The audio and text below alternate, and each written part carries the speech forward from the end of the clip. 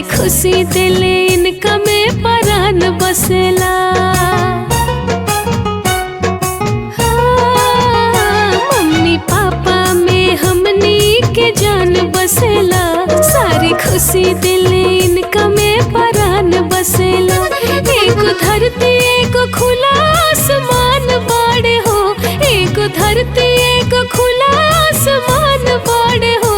Mummy बाड़ी हमर देवी के मूरत, पापा जी भगवान बाड़े हो। मम्मी बाड़ी हमर देवी के मूरत, पापा जी भगवान बाड़े हो।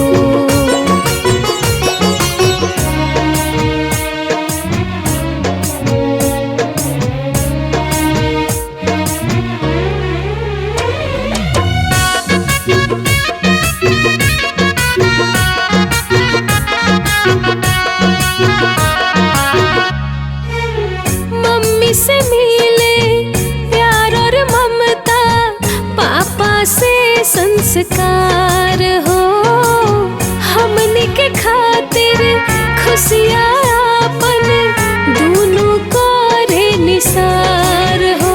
जिनके पैया के छैया में दुनिया बा, मिलल जिंदगी में जिनसे रोशनिया बा। ऊ तो हमनी के जियला के शान बाड़े हो। मम्मी बाड़े हमर देवी के मूरत, पापा जी भगवान बाड़े हो।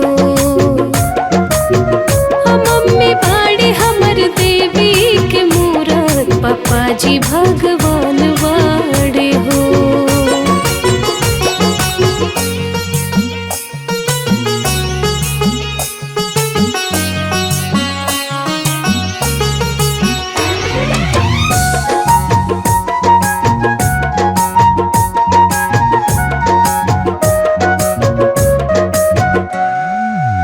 हमनी पे बाटे इनके एहसान हो, रोवा रोवा कर्जदार हो। इनके खातिर सीना में धड़के धड़कन के तार हो। फूल हमनी के बानी इनके भगिया में, ऐसन देवी देवता मिलल बाड़े भगिया में। हर मुश्किल के ये समाधान बाड़े हो। मम्मी बाड़े हमर देवी के मूरत, पापा जी भगवान बाड़े हो। मम्मी बाड़े हमर देवी के मूरत, पापा जी भगवान